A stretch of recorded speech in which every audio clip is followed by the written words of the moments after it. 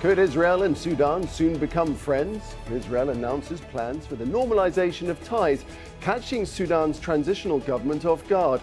And the once hostile nations, are they moving closer together? And what can be achieved? This is Inside Story.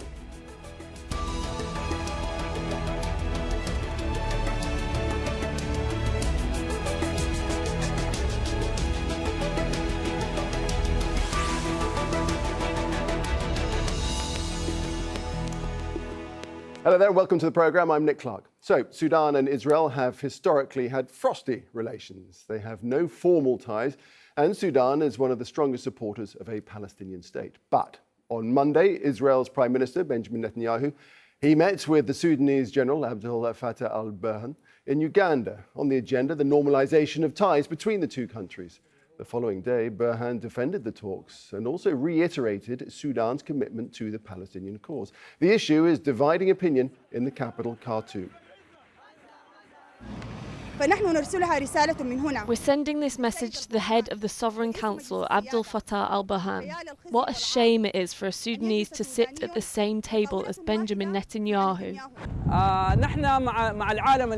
We are with the Muslim and Arab worlds, and the Muslim and Arab worlds both have ties with Israel. So I believe there's no harm in establishing relations with Israel that will be built on mutual interests and the guaranteed rights of the Palestinian people to establish a Palestinian state.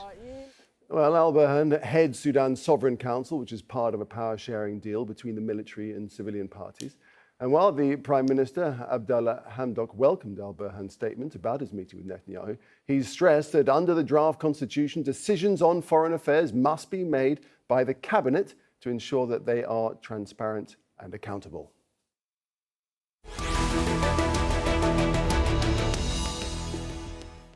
All right, let's bring in our guests straight away. Right here in the studio, we have Walid Modibo, who's the president of the Sudan Policy Forum and an expert on governance and international development. From Khartoum in Sudan via Skype, Hajouj Kuka, who's a filmmaker and activist. And in West Jerusalem, we have Alon Liel, a former Director General of the Foreign Ministry of Israel. Welcome all to the program.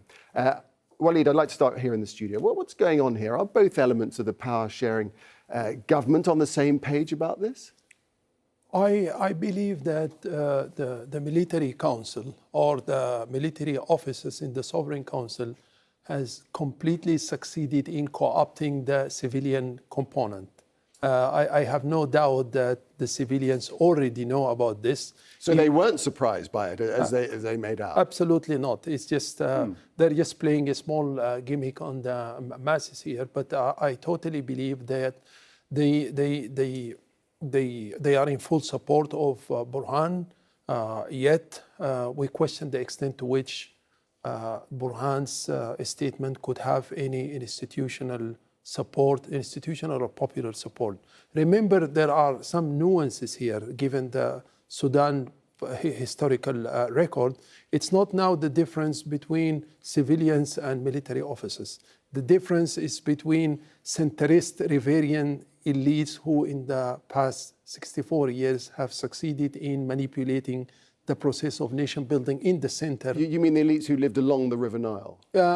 In the center and the River Nile. Yeah. And these are the ones who used ideology to manipulate the politics, mainly Ba'athist, Arab nationalist, Islamist, and I would say Nasserist. So at the expense of, alienating the periphery, South Kordofan, Darfur, even Southern Sudan before it seceded, they have aligned themselves with the Arab world, and now they don't feel that they have any support, neither along the military. They don't have any resources. They used to. They used their monopoly over the military to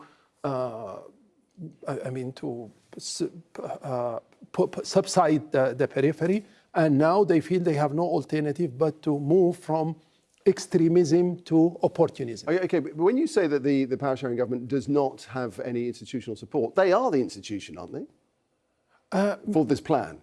They don't have institutional support for this kind of a move. I think this kind of a move is very blunt, and I don't think that the forces of freedom and change are going to, sell it easily to the popular masses. Okay, well, it's a good point at which to bring in Hajouj Kuka there in Khartoum. You were protesting long before the protest started, really. What's your assessment of this from the popular point of view? Yeah, exactly what Madiba was saying. The Sudanese people are anonymously with the rights of the occupied people of Palestine to have their own independent state with a capital in Jerusalem. This has been how most of the people in the streets see it. It's something that's not debatable in Sudan, and to change that, you need to have a long debate that starts on the ground.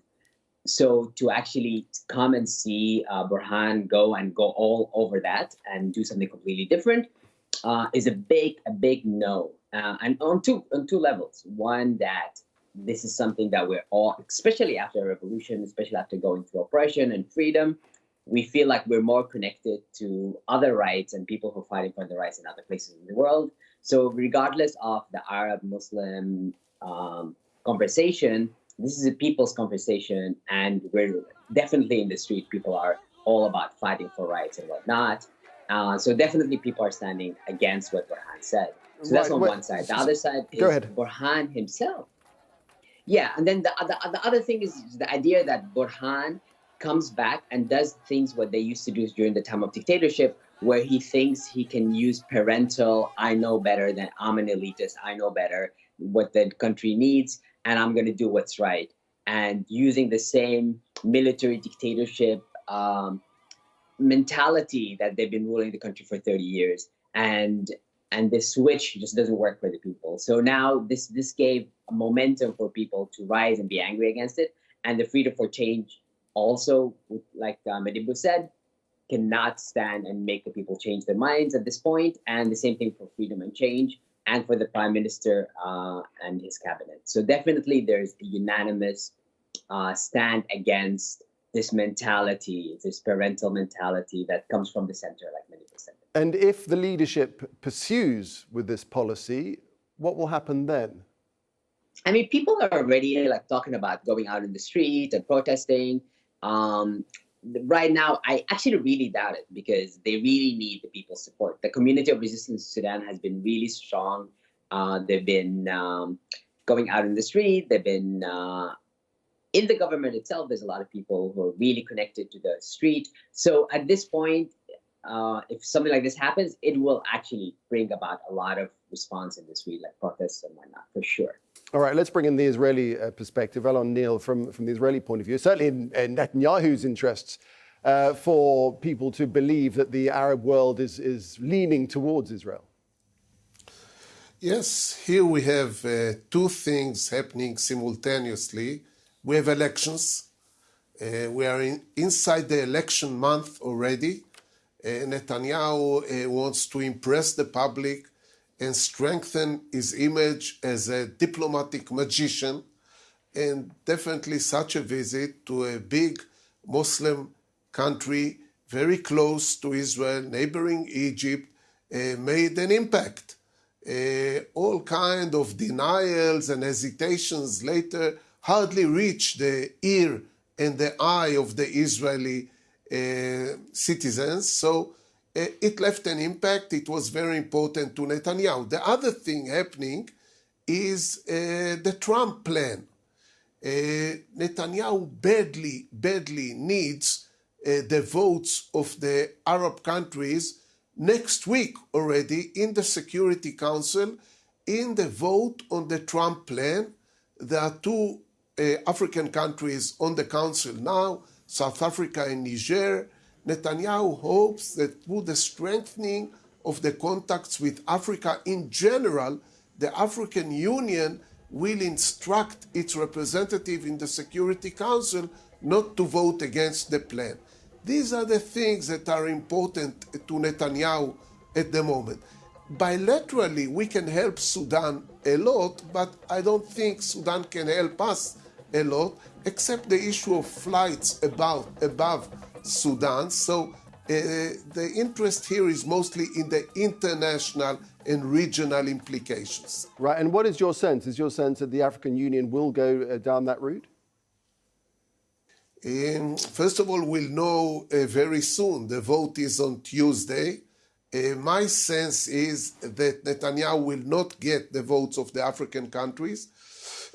The reason is that the reaction of the Islamic world, the Arab League, Europe, Russia was negative to the American plan, and I don't see Africa standing with Netanyahu while the whole world is against or even negative to the plan. All right. Well, it certainly would be a big turnaround if it happened. Israel officially has diplomatic relations with, at the moment, only 2 Arab countries. Egypt signed a peace treaty with Israel back in 1979. And 15 years later, Jordan established diplomatic ties. That muddied the Arab consensus on what's known as the 3 no's to Israel after the 1967 Arab-Israeli war. That's no to peace, no to recognition, and no to negotiations. Well, in 2002, a Saudi-brokered Arab peace initiative offered to normalize ties with Israel in exchange for a plan to solve the conflict with the Palestinians. Now, Saudi Arabia, the UAE, that's United Arab Emirates, and Bahrain, they're reportedly quietly cozying up to Israel. And the Israeli Prime Minister Benjamin Netanyahu, he made a surprise visit to Amman back in 2018. If Sudan does normalize ties with Israel, it would have huge implications for Africa, as we've been discussing as well. Many African nations vote in favor of pro-Palestinian resolutions at the UN. Walid Modibo, do you think it's possible we might see a slow lean towards Israel by Arab states? Is it likely to happen that the 3 no's, as we talked about there, are consigned to history?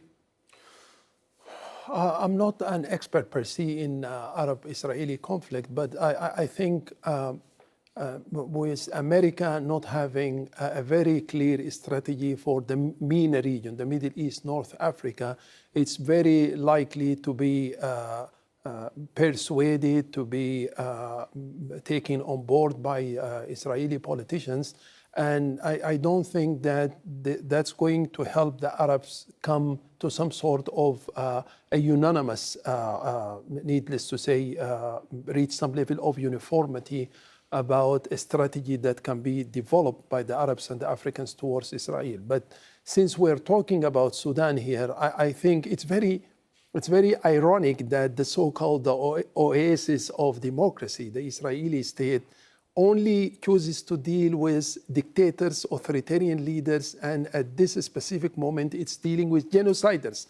Remember, Israel mobilized its lobby in America, and it helped put together a platform called Save Darfur, and it was helping very much the cause of Darfurians. It even gave refuge to some civilians who came to Israel, and now it's dealing with the very personality that is accused of having committed genocide in Darfur. So it's very shameful for Netanyahu. It's very shameful even for the President Burhan to follow an unconstitutional move and try to push this case in an unstrategic manner. Sudan needs to come to peace with itself and its neighbors. It needs to do justice to the people of the periphery. It needs to adopt some democratic proceedings that will make any move in the future sustainable. Whichever move Sudan makes, it has to gain some sustainability, it has to follow some very clear path. Now, if you look at Sudan, for so long it was just a proxy state. Now it has developed into being a fully fledged proxy state. Prior to this regime, it was moved by some Arab states in some Islamic extremist direction, and now it's being moved into some very opportunist direction. Neither of these is helpful to Sudan. Right. If we can bring in Hajouj again, it's true to say that normalizing relations with Israel would open the door to greater possibilities for Sudan to move away from sanctions and this feeling of Sudan being a pariah state. But is that something that you say that people of Sudan would never accept? Yeah, no. There's no way Sudanese people will accept that. Actually, Sudanese people are really angry one of the things we're really angry about the prime minister and the government in general is instead of trying to find ways where the people of Sudan, the Sudanese people, can actually be on the forefront of trying to solve our economic problems and all our other issues within the country, he is actually looking outwards. He's looking towards the States, to Europe, to the Gulf. He's still been traveling and trying to get money from outside, as if the only way to solve our issues is to get foreign money. And the moment that's your main agenda, that's when we start having to deal with other people's agendas. And that's when we have to deal with stuff like this. So there is this thing of, no, we should not compromise. We should, in the beginning, try to figure out things ourselves before we ask outsiders for help.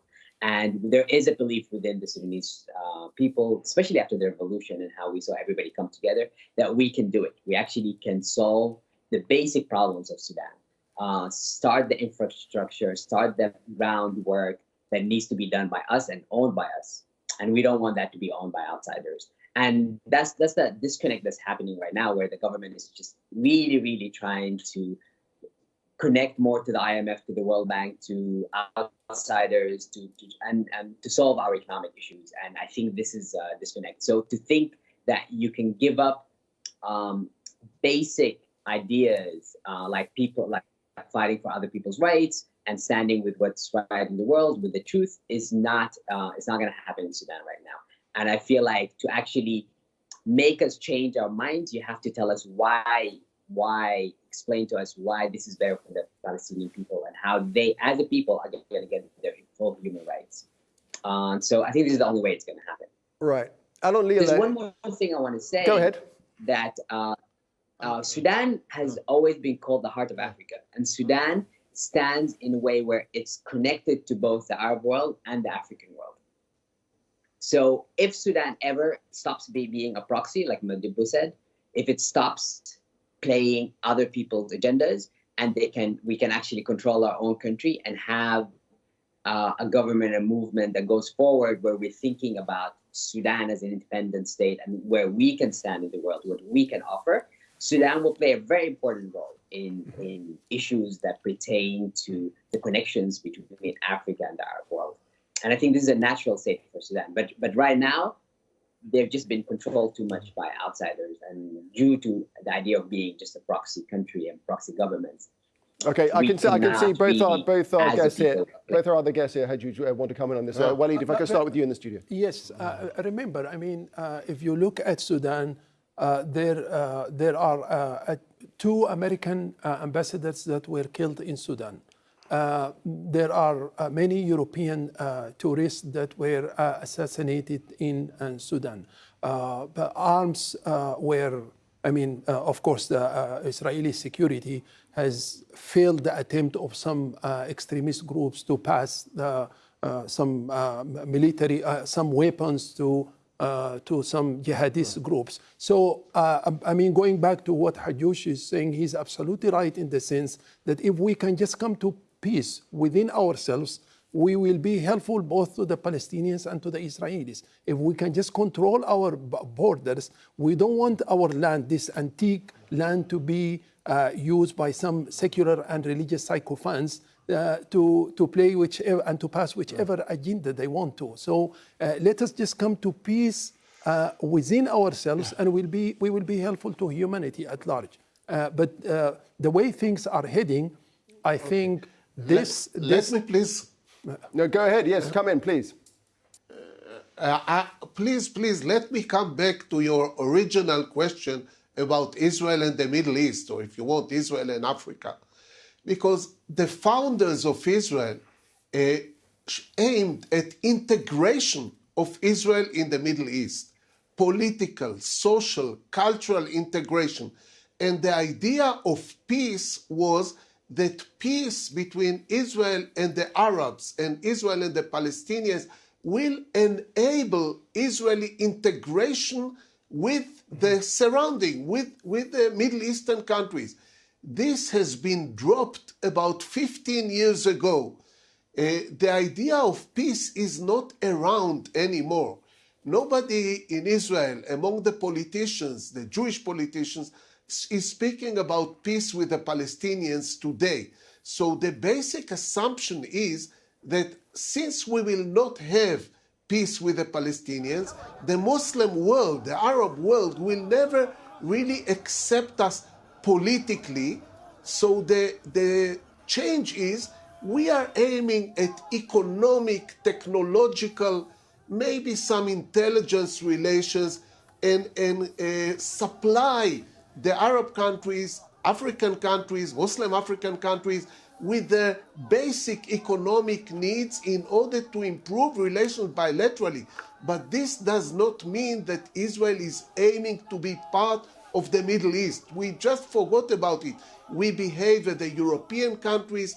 The leadership of Israel today sees Israel as a Western country, part of Europe, if you want, part of the United States, but definitely not part of the Middle East. This has to be explained. Even with Egypt and Jordan, that we have really stable peace, it's based on security and some economic technological issues, not on political support. The public doesn't like us, not in Egypt, not in Jordan, and definitely not cultural relations, no tourism. So there is a different approach in Israel. We are rich. If you want Sudan, if you want any other poor country on the globe, we can give you what you need, and you normalize relations with us economically, because more we cannot get. Very, very briefly, because I want to bring Hajj. Along the lines of what Mr. Leal is saying, I think whatever is happening now is just going to exacerbate internal politics in Sudan in a very negative way, because it's very obvious that the forces of freedom and change, this thing has only exposed the forces of freedom and change, and it tells you the extent to which they are very docile. They don't have any sense of direction, they don't have any vision, and they don't have any moral or they don't stand on any moral or intellectual grounds. It's not harming Burhan as much, by the way, because Burhan's period is supposed to be 3 years, and whatever attempt he makes to prolong this, he has to go through some popular support, and it's not going to happen. Right, Hajj, the bottom line is, can Sudan find a way forward, find a way to peace and prosperity and being welcomed back into the world without outside interference? Without what? Outside interference from other nations. No, I mean, in the end, you are going to need, in the world we live today, you are going to need an outside help, but it has to be on our. So the idea is, one, it has to be on our own terms, and two, it has to start with the neighbors and slowly move up to the world. And I feel like we can do that if we start to look inwards and then go outwards. It's just the style of what you do, and then when you ask, you don't take everything that's given to you. You only take things that actually go along your own agenda, and so you're not playing other people's agendas. So to me, that's very important. And to me, that's why with this issue of the Palestinian issue, I feel like the way it was explained really well by your other guest, I feel like once the Palestinians feel that they got their rights, the Sudanese can move in and be like, okay, now we can talk to the Israelis. But we cannot talk to the Israelis before they solve their issues with the Palestinians and before the Palestinians get their rights and then move forward. One final word from you, sir. We've become very secularized in the sense that it's no longer an emotional battle. We want to move beyond rhetorically oriented reform into policy oriented reform. And people are handling this issue of Arab-Israeli conflict in a non-rhetorical manner. What is it that can help us stabilize the region? Previously, it was more religiously or even secularly in the Ba'athist and the Arab nationalists. It was more rhetorical. Now we are looking at things the way Hajj and Mr. Leal are doing it. I mean, we have a weighted scale by which we are looking at things, and we want to help move things in a positive direction. All right, we'll have to leave it there. Walid Madiba, thanks very much, and Alon Leal joining us there from Jerusalem, and Hajj Kuka, we appreciate it very much. Thank you very much indeed. Thank you too for watching. You can see the program again anytime by visiting our website, aljazeera.com. And for further discussion, just go to our Facebook page. That's facebook.com/AJ Inside Story. And you can also join the conversation on Twitter. Our handle is @AJ Inside Story. From me, Nick Clark, and the whole team here, it's goodbye for now.